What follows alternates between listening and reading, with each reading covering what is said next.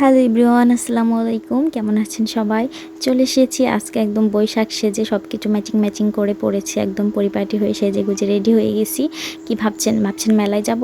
একদমই না, আমরা যাব হচ্ছে পার্কে যাব। এত ছোটো বাবু নিয়ে মেলায় তো যাবই না, মেলার মধ্যে ঢুকলে অবস্থা খারাপ হয়ে যাবে আর এই গরমে সিদ্ধ হয়ে যাব। যাই হোক, তো একদম রেডি হয়ে পরিপাটি হয়ে বের হয়ে গেছি। আর সবাই জানাবেন কিন্তু আপনাদের নববর্ষটা কিভাবে উদযাপন করলেন, সবাই কমেন্ট একটু জানাবেন। তো আমার নববর্ষটা আমি এভাবেই উদযাপন করছি, আপনারা ফুল ভিডিওটা দেখলে অবশ্যই বুঝতে পারবেন। তো এখানে আমরা গাড়িতে একটা রিজার্ভ নিয়ে নিয়েছিলাম, অটো গাড়ি। তো একদম চলেও এসেছি আমরা, মূলত একটা পার্কের সন্ধানেই এসেছি। এখানে মরুদ্বীপ নামে একটা পার্ক আছে। তো আমার শ্বশুরবাড়ি থেকে বেশ খানিকটা দূরেই ছিল এটা। তো এখানে আমরা জানিও না কি কেমন আছে, তারপর ফুল ভিডিওটা আপনারা দেখুন, অবশ্যই ভালো লাগতেও পারে। তারপরে এখানে প্রচণ্ড রোদ ছিল, একদম রোদে দাঁড়া থাকার মতন না। যাই হোক, সবাই কোনো ভিড় ছিল না, একদম মনে হয় সবাই মেলায় চলে গেছে, এই জন্য কোনো ভিড় টিড়ও ছিল না। তো এই পার্কটার নাম হচ্ছে মরুদ্বীপ। তো আমি আমার হাজব্যান্ডে জিজ্ঞাসা করতেছিলাম, মরুদ্বীপ তার মানে কি এখানে মরুভূমি আছে? যাই হোক, তারপরে এখানে টিকিট কাউন্টার থেকে আমরা টিকিট কেটে নিলাম জনপ্রতি। এখানে এন্ট্রি ফি হচ্ছে 200 টাকা করে। তো আমার কাছে মনে হচ্ছিল 200 টাকা, আসলে গ্রামে এরকম পার্ক 200 টাকা খুব বেশি হয়ে যায় আমার মনে হয়। তারপরেই আমরা আস্তে আস্তে সব ভিতরে ঢুকে গেলাম, আর ভিতরে ঢুকেই দেখতেছিলাম এরকম একটা পরিবেশ, সুন্দর একটা পরিবেশ একদম।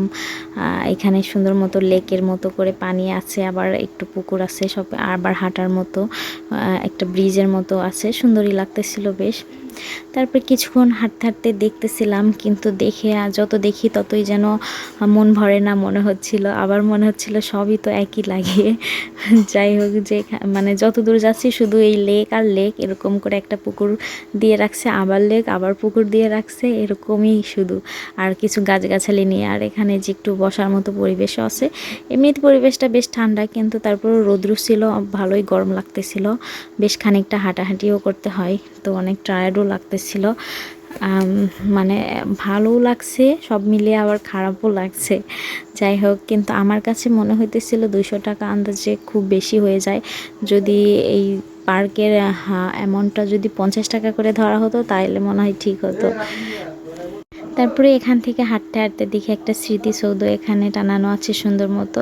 তো এখানে কিছু আমরা ফটোশ্যুট করে নিলাম। তো দেখতে বেশ ভালোই লাগতেছিল। আর আমার কাছে মনে হইতেছিল এখানে মনে হয় সব গাছগাছালি নিয়েই গবেষণা করা হয়, সমালোচনা করা হয়, এই জন্য সব কিছু গাছগাছালির নাম একদম লিখে রাখছে। তো যাই হোক, তারপর হাঁটতে হাঁটতে অনেক টায়ার্ড লাগতেছিল, মন চাচ্ছিল একদম জুতা খুলে হাঁটা শুরু করে দিই।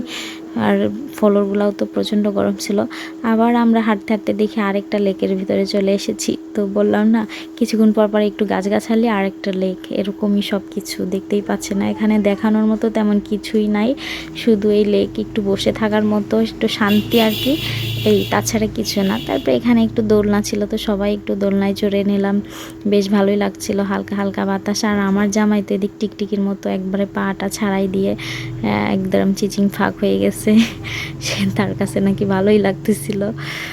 তারপরে এখান থেকে একটু ঠান্ডা মান্ডা খাওয়ার জন্য সবাই বসে পড়লাম, যেহেতু প্রচণ্ড হাঁটাহাঁটি করছে। আর এখানে শুধু একটাই রাইডস আছে, তারপরেও তেমন কেউ একটা মনে হয় না এটা প্রচলিত আছে কোন, মানে আমার মনে হয় না এটা চালু আছে।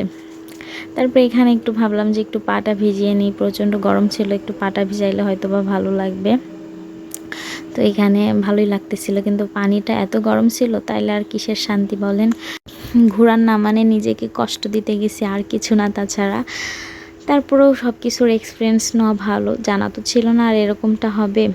তো এই গাছটার নাম দেখতেছিলাম ক্রিসমাস ট্রি। তো সব কিছু জেনে রাখাও ভালো, কি করব, আর যেখানে ঘুরতে আসছি সব কিছু একটু জেনে রাখাও ভালো, অভিজ্ঞতা নেওয়া ভালো।